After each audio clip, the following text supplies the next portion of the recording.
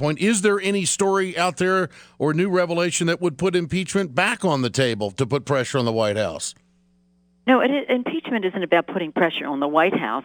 What we're talking about here is that the president is acting. There's a body of support in the country that the president has inherent power from the Constitution to do to proceed in the manner he's proceeding. We're saying, well, that is just simply not so. We might as well just crown him king and go home if that were the case. So, no, they did not make known I can't speak for everyone. I'm speaking for myself. I did not see the Gonzales memos. But the president cannot just say, but whatever it is, it's not torture, when in fact what we know about torture is that it is not in keeping with our ideals as a country. It does not gain us any respect in the world where we need cooperation to collect intelligence to protect the American people. And experts will tell you that it's not a good way to get reliable intelligence. So it's a wrong path practically and ideally from the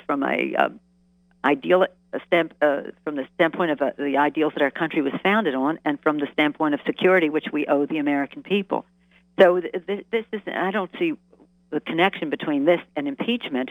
What we have to do is make sure that our laws insist that the president act under the law and that he doesn't draw any inference from the Constitution that he has inherent power to do whatever he wants. Now, look, here's the thing. The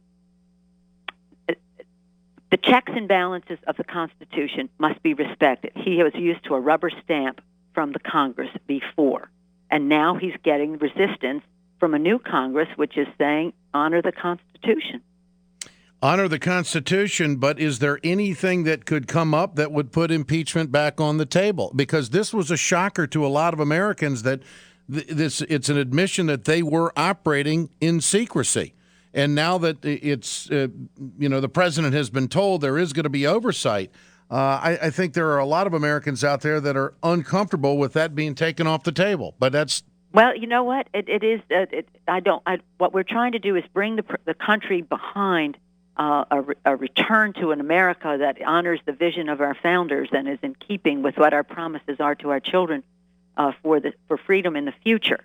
And I don't see that impeachment is in furtherance of bringing the people together in that way. Okay. The case against the president, in order for it to be effective in terms of impeachment, has to be one that at least has some bipartisanship around it. The Republicans, I thought, were very destructive in what they did to President Clinton with no grounds for nothing that was related to our Constitution in every way. But what we want to do is just change the way the country is run.